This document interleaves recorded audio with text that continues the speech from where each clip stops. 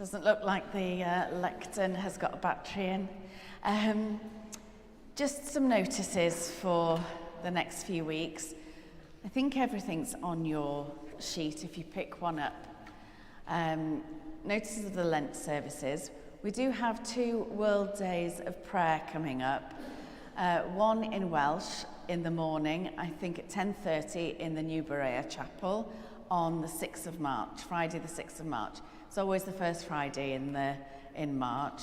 And then an English service at 2 p.m. in the Quaker Meeting House. So Catene organises the services, so please do come along if you can. I think this year's service has been put together by the women of Nigeria. Soup donations, we're still taking those, though we are running out of space.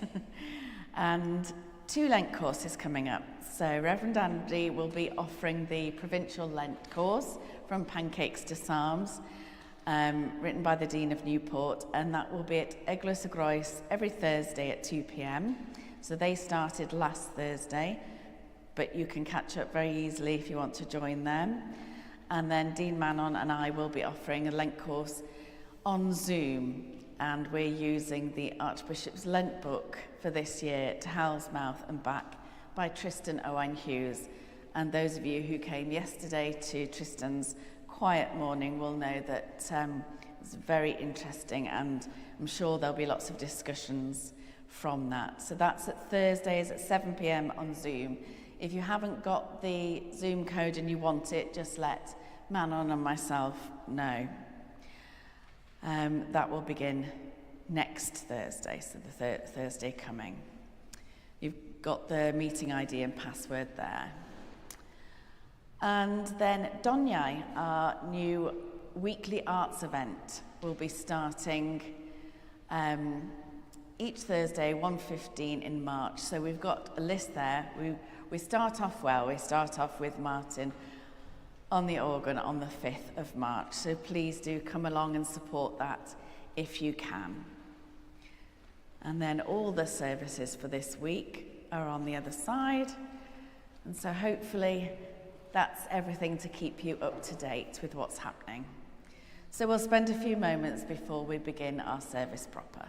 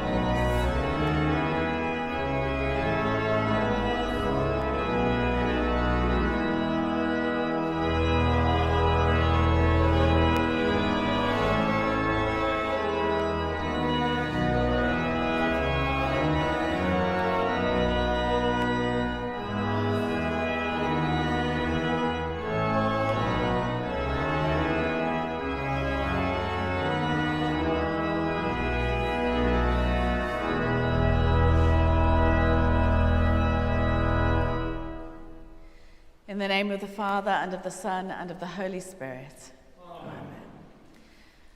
May the grace and peace of God, who is full of compassion and tenderness, and who calls us back with all our heart, be with you all. And also with you. Heavenly Father, all hearts are open to you. No secrets are hidden from you. Purify us with the fire of your Holy Spirit, that we may love and worship you faithfully, through Jesus Christ our Lord. Amen. As we gather for this Eucharist, let us listen to the Lenten call to conversion of heart, as we acknowledge our sins and seek reconciliation with God and one another.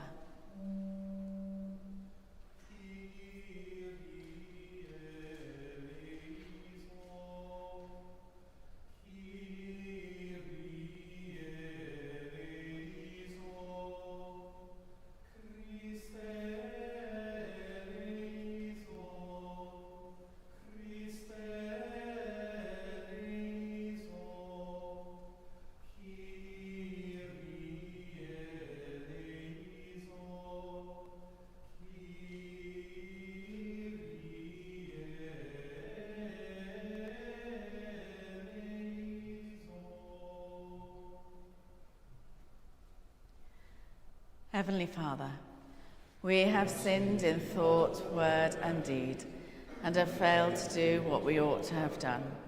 We are sorry and truly repent. For the sake of your Son, Jesus Christ, who died for us, forgive us all that is past, and lead us in his way, to walk as children of light. Amen. Almighty God, who forgives all who truly repent, have mercy on you and set you free from sin, strengthen you in goodness, and keep you in eternal life, through Jesus Christ our Lord. Amen. Let us pray.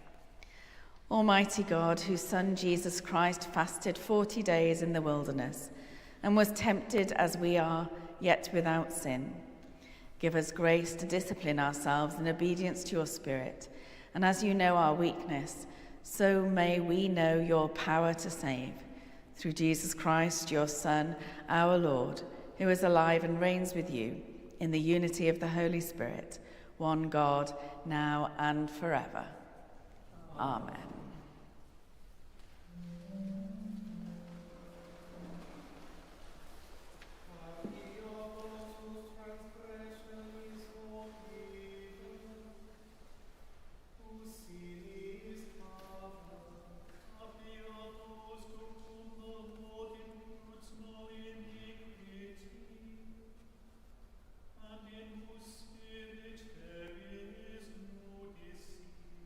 While I kept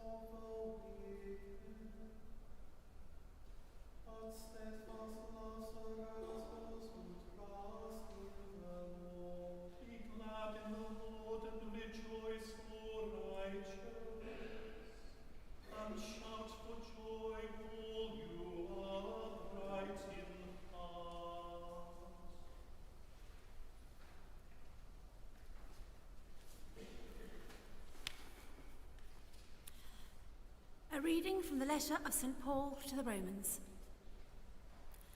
Just as sin came into the world through one man, and death came through sin, and so death spread to all because all have sinned. Sin was indeed in the world before the law. But sin is not reckoned when there is no law.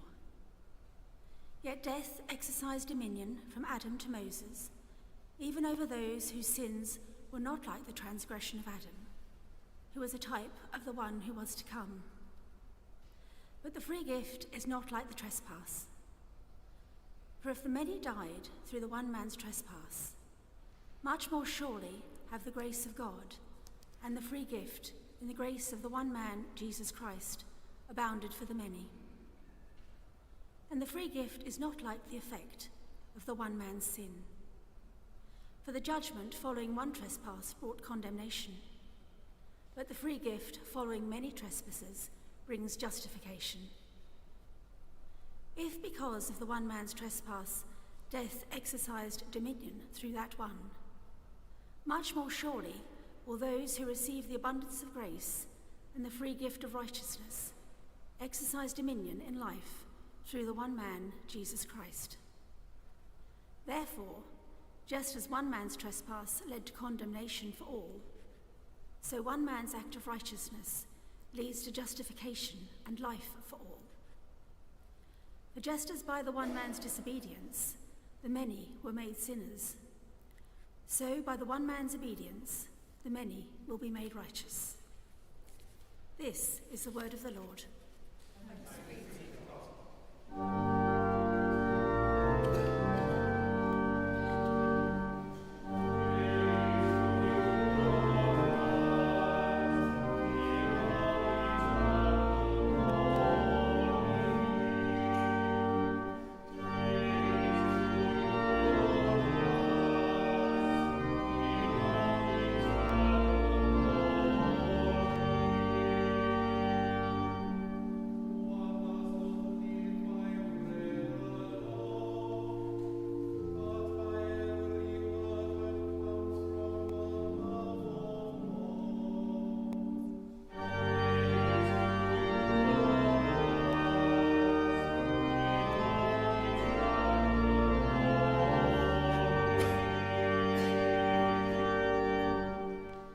The Lord be with you. And also with you. Listen to the Gospel of Christ according to St. Matthew. Glory to you, O Lord. Jesus was led up by the Spirit into the wilderness to be tempted by the devil. He fasted for 40 days and 40 nights, and afterwards he was famished. The tempter came to him and said, "If you are the Son of God, command these stones to become loaves of bread." But he answered, "It is written, 'One does not live by bread alone, but by every word that comes from the mouth of God.'" Then the devil took him to the holy city and placed him on the pinnacle of the temple, saying to him, "If you are the Son of God, throw yourself down, for it is written, 'He will command his angels concerning you, and on their hands they will bear you up, so that you will not dash your foot against a stone.'" Jesus said to him, "Again, it is written, 'Do not put the Lord your God to the test.'" Again, the devil took him to a very high mountain and showed him all the kingdoms of the world and their splendor. And he said to him, "All these I will give you, if you will fall down and worship me." Jesus said to him, "Away with you, Satan, for it is written, 'Worship the Lord your God and serve only him.'" Then the devil left him, and suddenly angels came and waited on him. This is the gospel of Christ. Praise to you.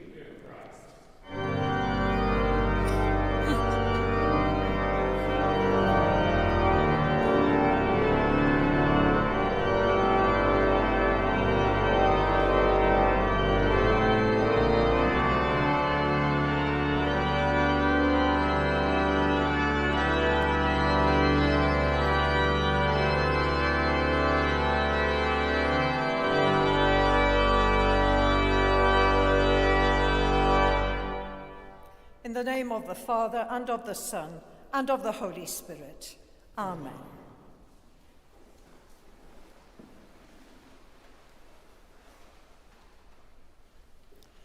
Today is the first Sunday of Lent, and Lent is a time when some people decide to give something or other up, or perhaps to do something additional, a worthy act perhaps. I wonder what it is you people are thinking of doing during Lent. In today's Gospel reading, we heard about Jesus being tempted in the wilderness. So let's look at 5 points which explain the temptation scene. First, the temptations identify Jesus with the heritage of Israel. There are echoes here of Israel's time in the wilderness, and the term of 40 days is pertinent here. The 3 temptations which Jesus resisted correspond to the temptations of Israel. Second, the temptations clarify the nature of Jesus' work as the Son of God. We see in Jesus' ministry the implications of his identity as the Son of God. His faithfulness in resisting temptations will serve to conform his fulfillment of Israel's heritage, where he stands firm against Satan and fulfills his work as Saviour. Some time ago I read this in a magazine. Jesus was faced with choices in the wilderness, life-threatening choices. It wasn't just about feeding himself and other people. It wasn't just about power and authority, but about the abuse and use of power, still relevant today. It wasn't just about throwing himself off the temple. It was and is about what it means to be human and in whom we trust. Who or what do people trust in today?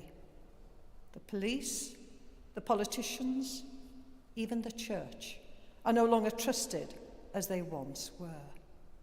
That's the end of the quote.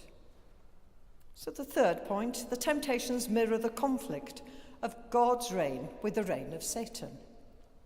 One could interpret the parables and miracles of Jesus as sometimes referring to Satan's temptation.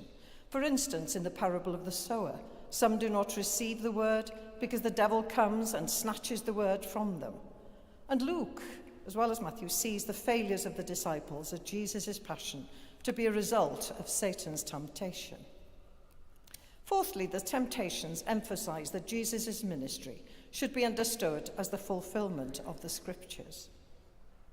As I have already mentioned, Jesus' response using quotation from Scriptures serves to emphasize that Jesus' ministry fulfills the Scriptures. The fifth point is that the temptations offer Jesus' followers a model for resisting temptation. The intention here is that Jesus is a model for his followers to emulate. There are themes here of suffering servanthood, self-denial, taking up one's cross, and serving others. But if we are to achieve such goals, we need the power of the Holy Spirit to help us. We need to remain faithful in prayer. We need to show compassion towards those who are marginalized in our society. And we need to have a sense of justice and equality in all our dealings with others. Moving on from those 5 points, the 4th century AD saw the rise of a movement that profoundly affected Christianity, when individuals and groups decided to live a life of extreme asceticism. Often in inhospitable places like the desert. The theologian Jane Williams writes this: "These desert fathers and mothers, as they are known, starved themselves of food, drink, and companionship. They saw themselves as warriors on the front line of conflict between good and evil, and they trained themselves through these feats of asceticism to be dependent on the strength of God alone. They did not set out to influence the rest of the church or society. They lived lives of poverty, withdrawn from the centres of influence. But somehow, their witness energized even those who knew that they could never imitate this hard calling." Well, we are not called to go and live lives of harsh asceticism in the desert like those early fathers and mothers of the church. However, each Lent, we are challenged to think about what is at the heart of our lives and about what it might be that the devil would offer to us to tempt us away from God. Our lives are poles apart from the way of life we have just heard described, and thanks to Jesus, we do not have to battle with the devil alone in the wilderness. This is not to say that our lives are always easy, though. Far from it.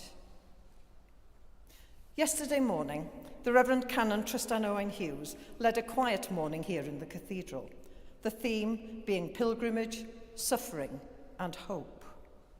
Tristan is the author of the Archbishop of Wales's official Lent book for 2026, To Hell's Mouth and Back. Here it is, where we are invited to explore life's challenges through the transformative lens of pilgrimage. I don't know how many of you have been on pilgrimages. There are lengthy pilgrimages, Santiago de Compostela, or shorter pilgrimages, to Bardsey perhaps, or the North Wales pilgrimage. But if you are, there are leaflets at the back, and it's called Llwybr Cadfan, Llwybr Pererindod, Pilgrimage Route, the Diocese of Bangor. And there are some coming up soon. So I could recommend those for you, and if you feel energetic, I don't think they're too long pilgrimages, please do join the diocese in that. And also with the book. I think there was only one Welsh copy left yesterday, but there are plenty of these English ones there, and To Hell's Mouth and Back, and well worth reading. Archbishop Cherry wrote that Tristan describes in this compelling book how we can learn to see God at work in our lives, even in the darkest of times. Rowan Williams, former Archbishop of Canterbury, wrote this: "In this moving and beautifully paced book, we are invited to share different kinds of pilgrimage, not only pilgrimages to holy places, but the journey into the pervasive divine presence and gift in the world, and the journey into what it is to live as a vulnerable and suffering body. God is the magnetic centre for all these journeys. This is a wonderful book of reflection, lament, and celebration." And then, somebody called Rob Parsons, OBE, describes it as poignant, challenging, and excruciatingly honest. During yesterday's quiet morning, Canon Tristan invited us to reflect on how nature, place, friendship, and signs of grace can sustain us and bring hope, even in times of struggle. There was also space for quiet contemplation, offering a gentle and restorative start to the season of Lent. I have already read this book from cover to cover, and I can highly recommend it. This is the book that Dean Manon and Canon Tracy are basing the online Lent course on, which starts this week at 7 p.m. each Thursday throughout Lent. And of course, you don't have to have the book to join the course. As Dean Manon has been saying, you can join the course and still get a great deal out of it. And Reverend Andy here is also running a Lent course, as we heard earlier, at Eglwys y Groes on Thursdays at 2 o'clock, based on the Lent course written by the Dean of Newport.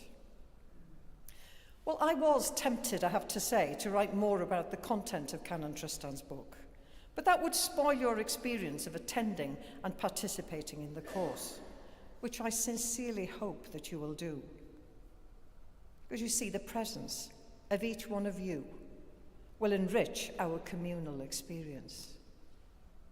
Maybe this is one way of honouring Lent, by accepting Dean Manon's and Canon Tracy's invitation, by giving some of your time on Thursdays throughout Lent to engage with how we deal with temptation and how we recognise those signs of grace to sustain us and bring us hope, even in times of struggle.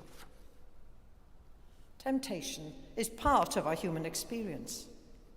But for many people in the 21st century, this gospel story bears no resemblance to our human experience. There sometimes no longer appears to be a clear distinction between good and bad. And this is evident in the moral choices we must make and the constant challenges we face as Christians. But we are called to be faithful, even in the face of temptation. And sometimes we can get a little bit downhearted, can't we, when we see diminishing congregations in parish churches. That just came to me now. There's a lovely size of congregation, and all of you here are precious to God here this morning.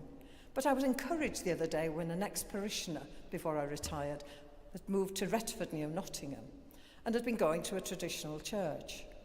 She's quite traditional, very faithful Christian, but because of lack of clergy, there's only a retired clergyman who goes once every 2 months, and he wasn't well last time, so they haven't had a service there for a while. So she gets a lift in now and goes to Retford itself, to a church where a vicar went there 6 years ago, and there were 11 people attending. Big church. By now, 150 people go there. She describes it as what she calls hands up in the air. She said, it's not my scene, but I'm happy to be there. And she said, I can feel the love of Christ. And she said the bishop had gone there last week and said it was a long time since he'd felt the presence of the Holy Spirit in the way he felt. And so you see, there are pockets of life. Places are flourishing. And I feel that this cathedral church is starting to blossom again. But it needs you, each one of you, to take part and to do that with Dean Manon and Canon Tracy. This gospel story, I believe, reminds us that there is a higher reward than riches of this world. It reminds us of who Jesus is and the importance of our following the example he has set for us. If we take heed of the 10 Commandments, then we will not go far off course. It reminds us of our need to be guided by the Holy Spirit. But ultimately, it reminds us of God's purpose for life and the call to worship and serve God. It is not so much a matter of following a list of rules and regulations, but a matter of being faithful to the call and purpose of God. The God who loves us more than we can ever imagine. And we can only know what the call and purpose of God is through reading God's word, through both steeping ourselves in prayer and solitude, and then by meeting together as a Christian community to seek God's will and purpose for the church in this place, at this time, as Christ's family. Well, as well as the need for self-examination during Lent, I believe that there is also a need to remind ourselves that we are precious to and loved by God. So I would like to end by reading the late John O'Donoghue's A Blessing of Solitude from his book Anam Cara, Spiritual Wisdom from the Celtic World. May you recognize in your life the presence, power, and light of your soul. May you realize that you are never alone, that your soul, in its brightness and belonging, connects you intimately with the rhythm of the universe. May you have respect for your own individuality and difference. May you realize that the shape of your soul is unique, that you have a special destiny here, that behind the facade of your life, there is something beautiful, good, and eternal happening. May you learn to see yourself with the same delight, pride, and expectation with which God sees you in every moment.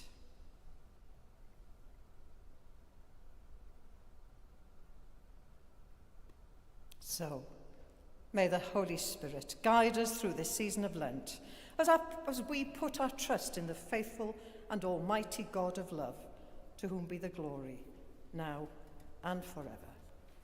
Amen.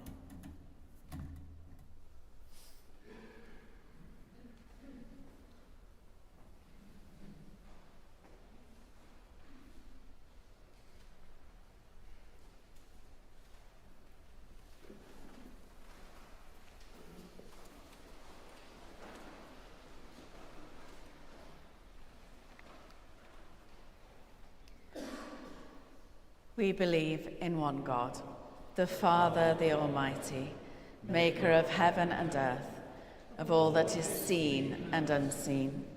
We believe in one Lord Jesus Christ, the only Son of God, eternally begotten of the Father, God from God, light from light, true God from true God, begotten, not made, of one being with the Father. Through him all things were made. For us and for our salvation, he came down from heaven. By the power of the Holy Spirit, he became incarnate from the Virgin Mary and was made man. For our sake, he was crucified under Pontius Pilate. He suffered death and was buried.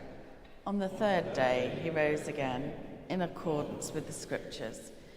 He ascended into heaven and is seated at the right hand of the Father.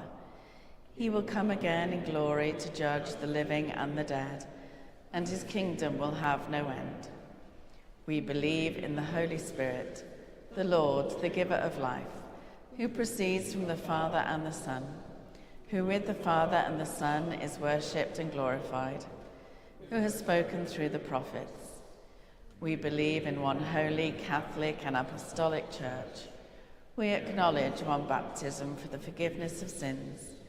We look for the resurrection of the dead and the life of the world to come. Amen. The Lord is compassion and love, slow to anger and rich in mercy. Let us never forget all his blessings as we seek his judgment for the oppressed, his forgiveness for all who live in the shadow of death, and his saving love for all people.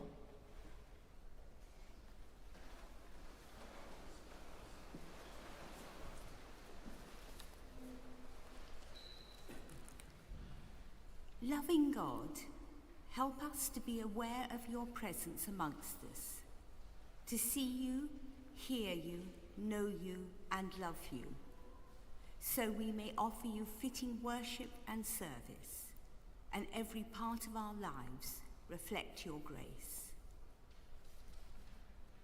We thank you for this season of Lent, a time to reflect upon our discipleship. We remember Jesus' lonely days in the wilderness, wrestling with temptation. Help us to learn from his example, to reflect on our faith, and to commit ourselves more wholly to you.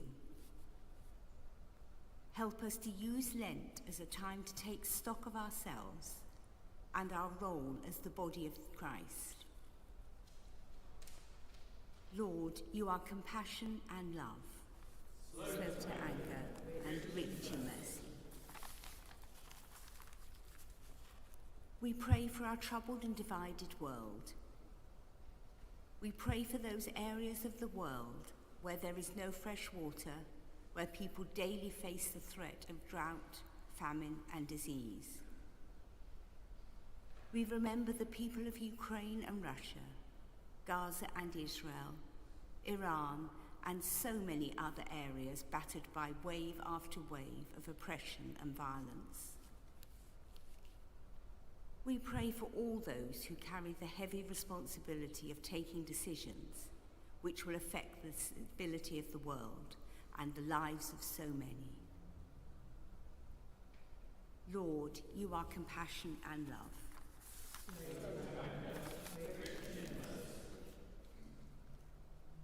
Lord, we pray for our community, for the unemployed and those who are worried about losing their jobs, for those struggling financially, for the people who need to use the food bank, for all worn down to breaking point. In this cold, wet weather, we especially pray for those who have no homes, living rough on the streets or in bed and breakfast accommodation, or have no place where they feel safe and accepted. Lord, you are compassion and love. We pray for all who are sick and their families and friends, for those facing long-term illness or coming to terms with newly diagnosed conditions, for the lonely, those deprived of human companionship, the bereaved. Today in particular, we pray for Simon, Elmer, Leslie, Jill, and Ruth.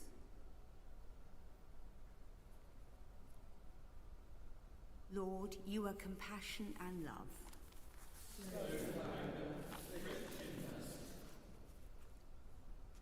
We pray for all those who have died, remembering in particular today Alan, and for all whose anniversaries fall at this time. Rest eternal grant unto them, O Lord. And let light perpetual shine upon them. May they rest in peace. And rise in glory. Lord God, you are rich in mercy. We appeal to your mercy now as we pray for the Church and the world. Pour your blessings upon us that we may be faithful to your word. We ask this through Jesus Christ our Lord. Amen.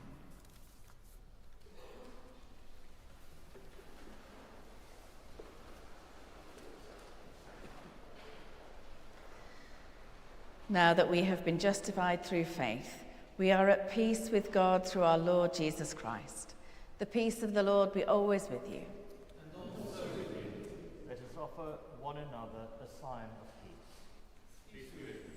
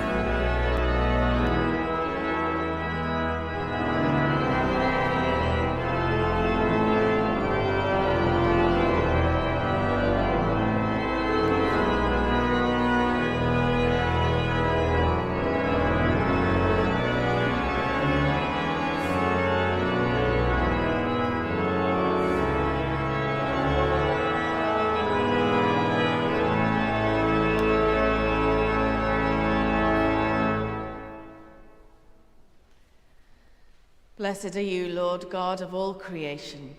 Through your goodness we have this bread to offer, which earth has given and human hands have made. It will become for us the bread of life. Blessed be God forever. Blessed are you, Lord God of all creation. Through your goodness we have this wine to offer, fruit of the vine and work of human hands. It will become our spiritual drink. Blessed be God forever. The Lord be with you. And also with you. Lift up your hearts. We lift them to the Lord. Let us give thanks to the Lord our God. It is right to give our thanks and praise. It is always right, wherever we are, to thank you and to praise you, God our Father and King forever, through Jesus Christ, your Son, who was tempted in every way yet did not sin. By his grace we are able to triumph over every evil and to live no longer for ourselves alone, but for him who died for us and rose again. So here on earth, with the angels and archangels and with everyone in heaven, we praise your name and sing.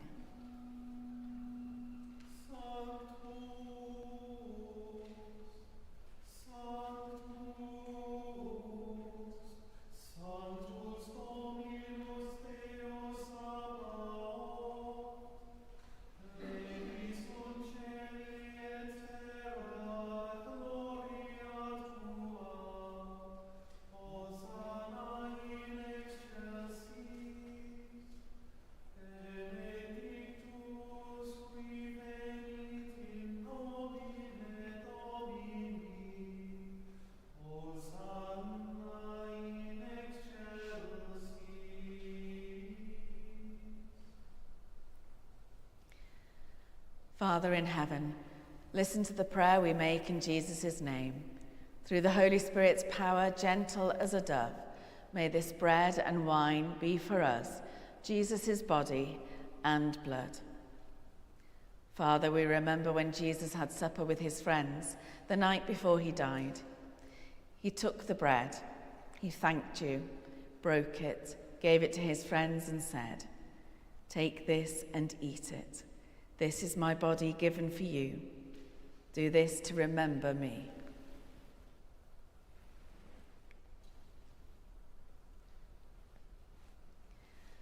After supper, Jesus took the cup of wine. He thanked you, gave it to his friends and said, "All of you drink from this cup, because this is my blood, the new promise of God's love. Do this every time you drink it, to remember me."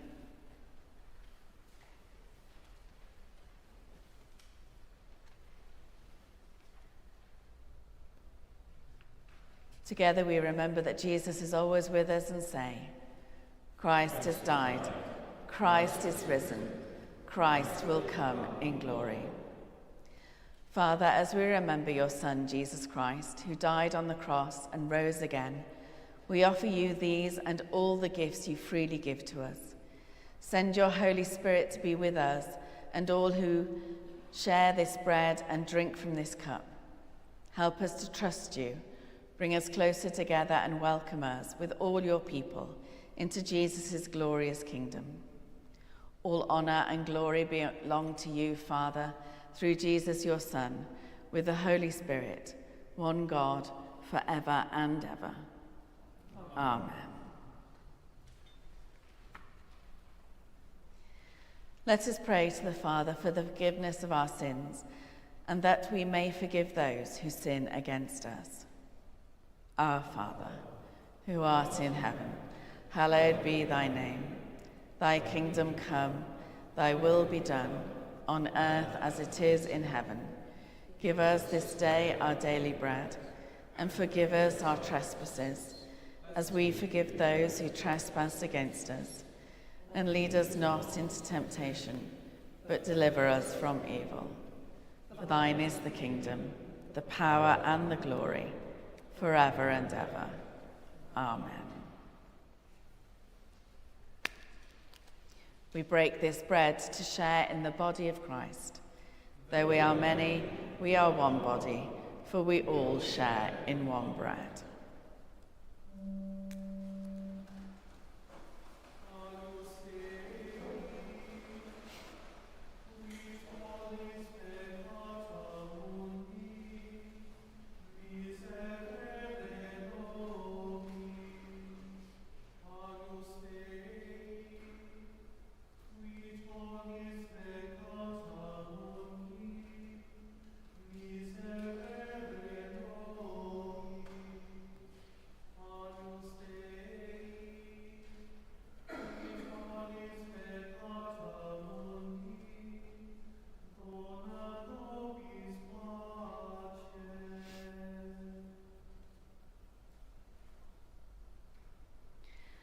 God's holy gifts for God's holy people. Jesus Christ is holy. Jesus Christ is Lord, to the glory of God the Father.